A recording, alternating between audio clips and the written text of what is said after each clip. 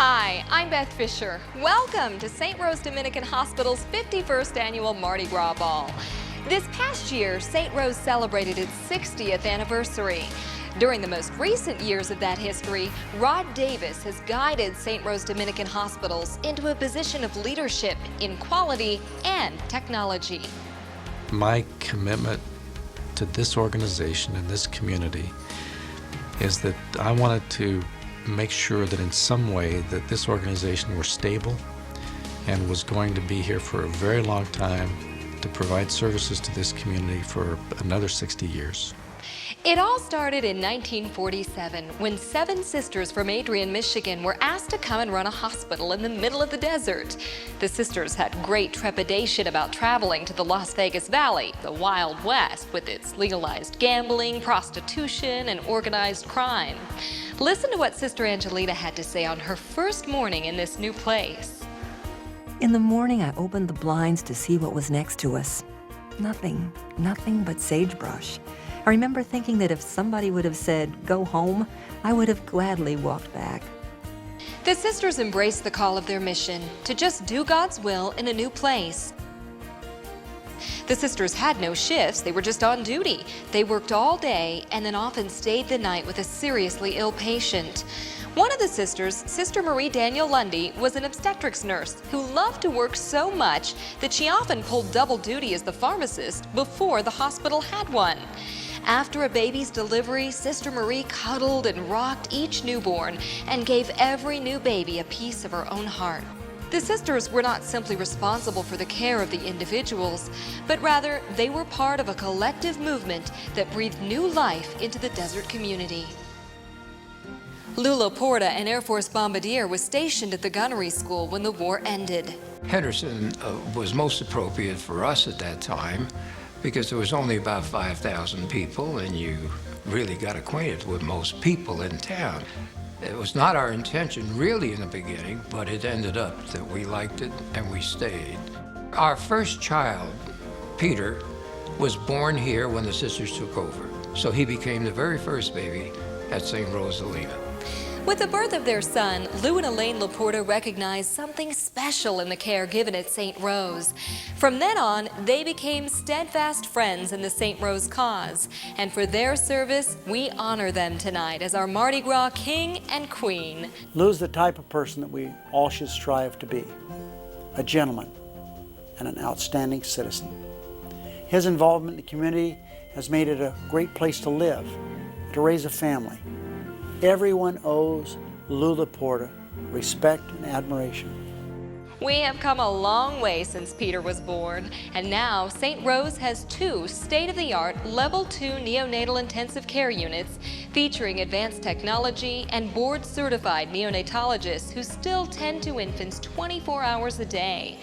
We now even have a Level 3 neonatal intensive care unit to treat babies needing the highest levels of intensive care.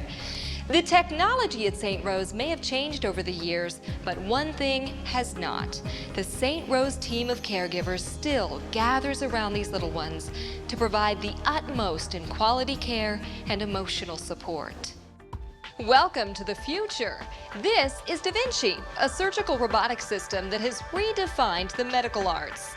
Named for the great artist and father of anatomy, Leonardo da Vinci, this state-of-the-art surgical tool is the latest in medical technology. And it's now at St. Rose and ready to serve you. The Da Vinci system enables surgeons to perform even the most complex and delicate procedures through very small incisions with unmatched precision. The system provides many benefits, including less pain, less blood loss, less scarring, shorter recovery time, better clinical outcomes, and a faster return to normal daily activities. It's comforting to know that in our own community, we have the most effective, least invasive surgical treatments available. Southern Nevadans truly need to look no further than St. Rose for the latest in medical technologies. In any sport, home field advantage is a huge plus. Well, at St. Rose, we call it the home team advantage. And one of St. Rose's biggest fans is head basketball coach of the UNLV Runnin' Rebels, Lon Kruger.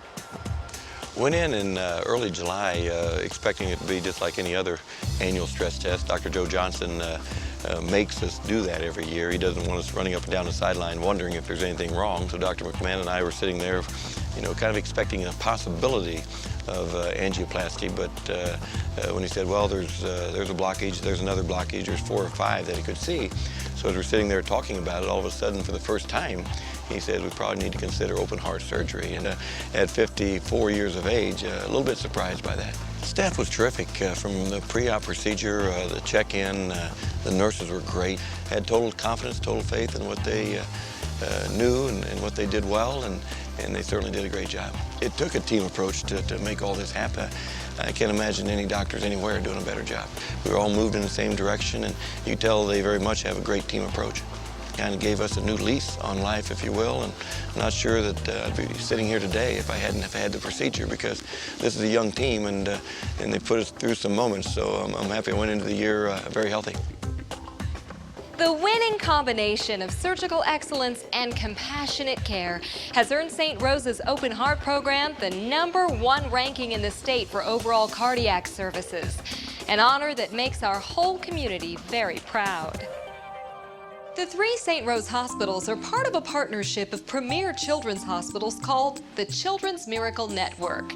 Every year, these hospitals treat 17 million children for every disease and injury imaginable. In fact, Children's Miracle Network hospitals impact the lives of more children than any other children's organization in the world. 17 million kids. That number sounds so big. Let's bring it down to size and tell you a story of one of those millions. His name is Matthew Johnson, and he was diagnosed with cancer. Matthew became ill in November of 2006. He just basically sat on the couch for a few weeks. He was diagnosed with a sinus infection, and that was on a Monday. On that Saturday, we brought him into the ER at St. Rose, where his left eye was not moving when we brought him in. So the ER doctor did a CAT scan and saw his tumor in his head, and knew, even though biopsies had to be done, he knew that Matthew had a cancerous tumor. When Diane and the doctor found me out in the lobby, I knew without them even telling me that it was something major. And it just felt like the life was just sucked right out of us. When Matty was first diagnosed, he was here for 7 days, and we met, at the time it was Brad from Children's Miracle Network, and we met him in that first week. I mean, he came by, introduced himself, just became a part of every time that Matty was in the hospital. Brad was always there. Matthew received all of his chemotherapy treatments that required hospitalization here at St. Rose. Anytime he was neutropenic with a fever, which was a lot, he was also here at St. Rose. His transfusions were done here, and he had to have an angiogram that was done here.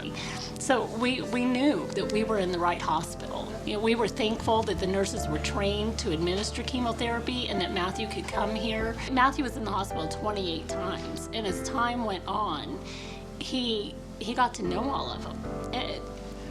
He grew to love them, and they grew to love him too. So it made it so much easier for us to come here on a consistent basis to the people that we know, so Matthew could just be more comfortable while he's going through this. I would hope that the sisters who originally came here in 1947 would be pleased that their vision for healthcare services addressing the needs of patients, the respect and the individual dignity of patients in an environment of compassion and caring, that it is flourishing in southern Nevada now. I would hope that they would certainly be pleased. Over the last 60 years, St. Rose has provided compassion, caring, and giving. It is ingrained in the culture, and we plan to keep giving for the next 60 years and beyond.